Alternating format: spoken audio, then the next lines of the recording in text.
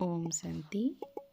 आज 27/11/2024 प्रातः मुरली ओम शांति बाप दादा मधुबन। आज महावाक्य बाबा कहले मीठे बच्चे लौकिक दुनियार बाह्य कथार निजर समय नष्ट करने उचित नुहे। बुद्धि रे सदासर्वदा राजकीय विचार चलवा उचित।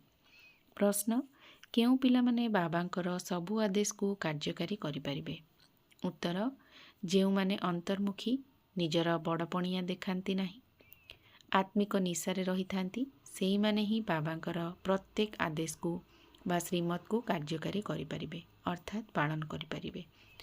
तुम मानकर केबे हेले भी मिथ्या अहंकार आसीबा उचित नुहे। अंतर बहुत स्वच्छ रहिबा दरकार, आत्मा बहुत भल स्वभावयुक्त हेबा दरकार। एकमात्र बाबांक सहित ही सच्चा स्नेह रहिबा दरकार। टिके भी लुण पानी अर्थात कटु संस्कार न रहू, तेबे जाई बाबांकर सबु श्रीमत को पालन करिपारिबो।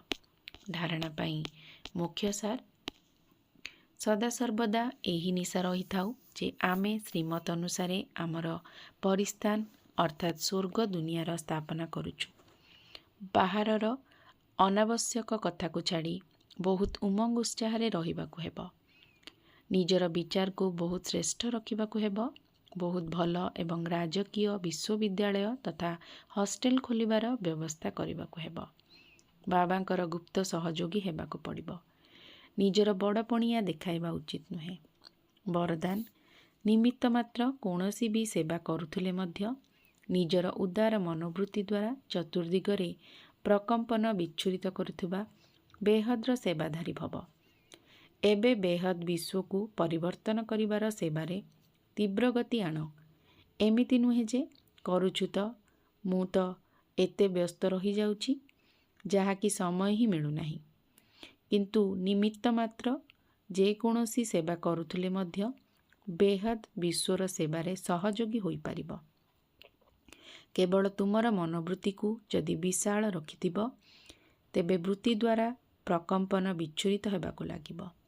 तेबे जेते जेते तुमे बेहद सेवारे व्यस्त रहिबो सेही अनुसारे तुमर कार्य मध्य सहज हेबाकु लागिबो। तेणु सबु समय रे सबु संकल्परे श्रेष्ठ प्रकंपन विच्छुरित करिवार सेवा करिबा ही बेहद्र सेवाधारी हेबा। आजिर स्लोगान शिव पितांक सहित जुगल रूपरे रहुथुबा शिव शक्ति मानकर श्रृंगार हेला ज्ञानर अस्त्र शस्त्र। ओम शांति।